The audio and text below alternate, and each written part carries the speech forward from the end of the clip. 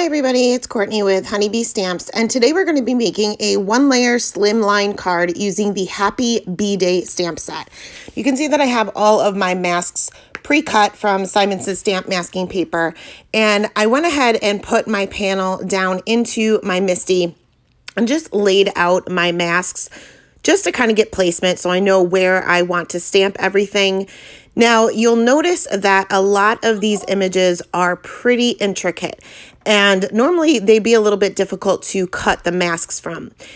But I didn't really be overly careful, like the areas between the little candles. I wasn't even going to try to cut in between those. But in the end, even after our ink blending and our coloring is done, I'll show you how to easily fix that so nobody ever notices the difference. So once I have my masks all laid out the way I wanted them, then I can replace those masks with the actual stamps from the stamp set. You'll just want to make sure that you're paying attention to what images are going to be in front of another, because those will need to be stamped and masked first. So I went ahead and stamped this first layer of stamps with the Blackout ink by Ink on 3 because it's a Copic safe ink. Now there's a ton of images and there's not a whole lot that overlaps in my card. I kept it pretty simple, but I am still using the masks because I'm going to do ink blending in the background. So I ended up having to stamp these twice just because there's so many of them. And then I will go ahead and mask those out. Now some of them are, well, I would say most of them are going to be one mask for each image. However, there were a few that there was, I guess you could say, gaps in between the two images within one stamp, if that makes any sense. So I just cut two separate masks. So for example, the bear that is holding the balloon, I cut the bear separate and the balloon separate. The little bee here that is holding the flower is separate and the bee is separate. And you'll also notice that I didn't bother to cut out the wings because the wings would be transparent anyway. So I want a little bit of the background to show right through those wings. So once I had my first layer of stamps down, as well as the masks down, then I just have this little squirrel here that is going to be a little bit in front of this present, and he's going to kind of be looking up at that one bee. So I stamped and masked him out, and then I'm going to add the branches. These are going to hang off a little bit. Well, they're not really going to hang off, but in order to have enough room, I had to kind of shift my paper around to make sure that I could stamp these, and these are super intricate. I did cut one single mask for each of these, and the best way to lay these out is to find one of those intricate areas. So in this case, I just picked one of the flowers, made sure that that part was lined up and held that down with my finger while I lined up the rest of the mask. Sometimes you kind of have to play with it a little bit, but because these branches are so thin, you can kind of manipulate the masking paper and kind of bend it into the places that you actually need it to be. Now, there was a little bit of an area that off to the sides where my stamp was a little bit shorter than I wanted my branch to be. So I'm just tearing off two little pieces of Post-it note tape to fill in those areas, and I'll just fill those blank areas in with a Copic safe pen and do my coloring, and nobody's ever going to notice the difference. Now, I hear a lot of you guys, especially on my channel, tell me that they can't build scenes because they can't draw. You don't have to be able to draw. I can't draw. So I am doing absolutely no additions to this card except for the stamped images and some ink blending. You'll notice that I'm not doing any masking. I didn't draw any lines separating the ground or the sky. I'm just going to add some color. So I added a little bit of the cracked pistachio at the very bottom portion of my card panel, and then I'll blend that out just a little bit with the twisted citron, and this will basically be my grass. I did have to go back in with the peacock feathers a little bit just to have a little bit more variation in color, but it depends on what colors you're using. I wanted to keep my background fairly light. So then I can move on to the sky, and I'm going to start off with the broken china, and I'm not adding a ton of ink to my blending brush here, and that's mainly because I want to go in small sections and I want to gradually build up my color for two reasons. Number one, you'll get a better blend, And number two, these masks are so tiny. So when you have these little tiny areas of masking, they like to lift as you're doing your ink blending. So I figured if I'm just going with a very light hand and gradually adding that ink, then I have a better chance of them sticking in place. So I moved on to the tumbled glass, and I just extended those areas down a little bit. And I'm also going to get this tumbled glass to start blending with that twisted citron. So I'm going to have more of a seamless blend from the grass to the sky. And that way you don't have to worry about masking or drawing anything to separate these areas. They're just going to blend together. I did have to add a little bit more of that broken china just to get a little bit more variation in color for the sky, and blended that out quickly with the tumbled glass. And I did put this panel aside to dry for about 20 minutes or so. You probably don't have to wait that long, but you do want the ink to be at least somewhat dry before you remove your masks, because it's paper. And when they get wet, it likes to tear, and when the masks tear, sometimes your card panel does as well. So once that was dry, I went ahead and removed my masks. If they're really stuck down, which most of mine were, you can use the tip of your scissors to kind of get them started. If your mask starts to tear, let it tear. Don't try to work that out, because you'll have a better chance of saving your actual card panel. You can always go back in and clean up those areas. Now, you'll also notice as I'm peeling off the masks, some of them either A, weren't cut correctly because they are so intricate, or they just weren't lined up correctly. And some of those black outlines of the images, they're not so black anymore. I use Distress Oxides, which are more of an opaque ink, so it tends to tone down everything it goes over, including those black outlines. But before I start my coloring, and you can always do this after your coloring or during your coloring, whenever you feel like it, I went over some of those areas that I kind of lost because of the ink with the Copic Safe pen. Now I'm using an EK Success journaling pen, which are no longer available, but I will link something that is comparable below as far as the quality as well as the price. So I'll link it below. I've used it only once. I just have so many of these EK Success journaling pens, I figured I may as well use them up, and I really do love them. So I'm going over the balloon string and the outline of the balloon itself, just some of the areas that I just lost those black lines, especially the little legs and the outline of the wings for the bees. And as I went along, I went ahead and continued doing this as I found more areas that were not so bold anymore. And we also have some gaps between the images and the background itself. So you'll see like white outlines around some of the images, and that's just because the masks weren't cut correctly or they weren't lined up correctly, but we'll fix those at the very end. So once I had all of these outlines done, we can move on to the coloring, and the coloring took a little bit of time. So I did speed this up a little bit more than I normally do. And I honestly didn't show you all of it, but I at least showed you all of the color combinations I used. So I'm going to start off with this, tree stump, I guess you would call it. I'm going to go in with my lightest color, which is the E53, just to map out those darkest areas. I'm just using the lines that are within the image to kind of guide me as far as where my shadows should be. Those little vertical lines, that's where I added some shadows. And when one little section, I guess you could call it, of the stump is behind another, I also added a shadow there. Also added a little bit of shading to the back of the top of it, because the further back an object gets, the darker it will appear. I am blending those areas out with an E57, E55, and then I'll finish off with that E53 that we started with.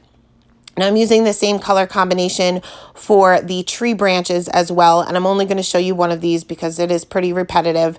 Now these are skinny. The little branches are quite thin.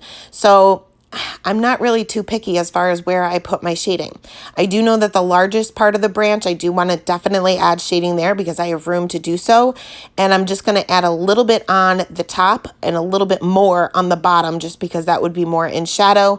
But for the branches that are kind of coming off the large branch, I'm not really too concerned about where I'm putting shading. As long as there's a variation in color, nobody's really ever going to know. And they are tiny areas, and you want to just make sure that your colors don't bleed. It's very hard to remove Copic marker off of a Distress ink background.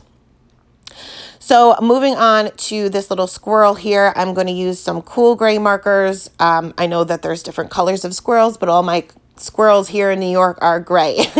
So I'm just adding a little bit of shading with the C7, which is pretty dark gray. So I'm using that pretty sparingly. And then I'll blend that out with the C5, C3, and C1. The grays tend to blend really nicely, so I don't necessarily always feel the need to go in with my lightest color to saturate the paper first. I find that they blend enough where I don't need to waste my time doing that. So I'm going to bring out an R02, which is kind of like a peachy, pinky color, and I am just going to add 2 little dots to his cheeks and a little bit to his belly and the inside of his ears. Next, I'm going to move on to this little bunny here, and I'm going to switch over to some warm grays. Now, I'm going to leave some white space here. My warm grays have seen better days. They are starting to get a little bit dry, so I'm using them very, very sparingly here. But I'm starting with the W5, blending that out with the W3 and W1. And you'll see that I am leaving some white space because I want this little bunny to be significantly lighter. So in order to get rid of that area between the W1 and the white paper, I'm just taking my colorless blender, but I'm only going over the white area. I'm not going over the colored area, and this will just give you a more of a seamless blend. Again, I'm going to use that R02 for the cheeks and the inside of the ears, and we'll move on to the bear. And I'm only going to show you one of these because I colored them very, very similar and with the same color combination. But I'm starting off with that lightest color to map out my darkest areas. For his little snout, I guess you'd say, I'm adding a little bit of shading on the top of it, but I'm also adding a little bit of shading to the bottom of the snout itself. So on his face above the snout and then on the bottom of the snout, just to have a little bit of variation, and I can kind of tell the difference between the two areas. So I'm also adding a shadow underneath his hat. And I'm just paying attention to where one part of his body is behind the other. So his little arms are behind him. So that's going to cast a shadow. Also where his belly would be hanging over his legs a little bit, that would also cast a shadow. Now for his belly, this is a separate part of the image, and I want it to not necessarily blend in with the rest of him, but I do want to use the same colors. So I am not going to use the darkest color here. I'm only going to use the darkest mid-tone, add a little bit of shading on either side, and just leave a larger highlight area. That way it stands out a little bit, but it's the same color. Added a little color to his cheeks and the darkest E79 for his nose, and I used a white gel pen to fill back in his eyes. Next, for the bees, I'm going to use a yellow and orange combination. Yellows can be a little tough when you're trying to do shading, so I always, if I want it bright, I usually bring it in an YR marker. If I want it more of a golden yellow, I'll bring in an E marker, but I'm just using a 4-color blend there, and I did the same thing for the other bee. For the remaining stripes, I'm going to bring in a black marker and a couple of C markers, and I'm just adding a little bit of shading to the top and the bottom because his body would be a round object, so it would have a pretty strong center highlight. And so I'm going to finish off with the C3, which is pretty light. So next, of course, I added some color to their cheeks as well. For the flowers, I'm going to bring in some RV markers, and I'm going to go right in with my darkest color because these flowers are so tiny and RVs can be tough sometimes. I want to go right in with my darkest color to avoid oversaturation and having them bleed out into my background. For the leaves, I'm going to switch over to some YG markers, and once I added my lightest color, I kind of lost the contrast. So I went back in with the darker YG marker and I just didn't blend it out, and I was able to get a little contrast. You could probably just use one color here. They are pretty tiny. For the beehive, I am going to start off with that lightest color, the Y23, add a little bit of shading to both sides because, again, this would be a round object. I also added a little bit of shading under each one of the little sections. And honestly, the E15 and the YR27 are so similar, I couldn't even tell the difference. So I could have probably avoided using one of them. Use a W7 just for the inside or the opening, I guess you could say, of the little beehive. So next I'm going to color in everything else. But like I said, I'm not going to show you all of it, but I'm just going to show you a couple of things just so that you could see the color combinations that I used throughout the entire card. And I just repeated the same color combinations over and over. For the balloon, I'm adding a highlight off to I'm adding a shadow, I guess, off to the right-hand side. And that's where I'll actually put my white gel pen details just to kind of boost that up a little bit. I also used a BG combination and the RV combination that I used for the flowers, just to kind of keep everything bright. I avoided using blues and greens because I didn't want them to blend in with the background. So once everything was colored, you can see that I have a ton of gaps here for those white outlines. So I'm going to bring out my Copic chart and kind of match up the background with a marker that I have. So you want to go a little bit lighter. So if there's like two, like a B12 and a B14, I was kind of iffy about which one to use. I started with the B12. If it is a little bit too light, then go darker. But if you go with the darker option first and it doesn't really work out, you're kind of stuck. So start off light. If it doesn't work, then bring in the darker color. But it seemed to work pretty well. I did have to bring in the B14 a little bit for the top area where that broken china was, just because that area was a little bit darker to begin with. But for the most part, I was able to fill in all of those gaps, and you can't tell the difference. For the wings of the bees, I used a Nuvo Aqua Shimmer pen just to go over the wings, and this will kind of remove a little bit of the ink, but also add some shimmer. So there is a differentiation between the wings and the rest of the background, but you can still see through them. I also added some white gel pen details to some random areas, just to add a little bit of a highlight, and this will really boost up your coloring as well. So again, this is a Slimline card. So I have a card base here, and I'm going to use some fun foam to pop this panel up. So I have the fun foam that has adhesive on one side, so I'm going to stick that down to my panel and then bring out some score tape. I've used wet glue on fun foam a lot because I prefer wet glue, but honestly, it just doesn't work that well, at least not the kind that I have. So I'm finding that the score tape works a lot better. It's stuck immediately. I don't have to put it under something heavy for, 20 minutes to make it stick. And you'll see my card base is not very flat. And my bone folder, my mother has my bone folder at the moment. So I'm going to use a spoon, just a spoon from my kitchen. And it seems to work pretty well. Not quite as well as the bone folder, but if you don't have one, or you've misplaced yours or let somebody borrow yours like I did, try to use a spoon. I didn't have any issue at all. So I went ahead and lined up my panel, just leaving a very, very small white outline on all four sides, and that will really make your card panel pop as well.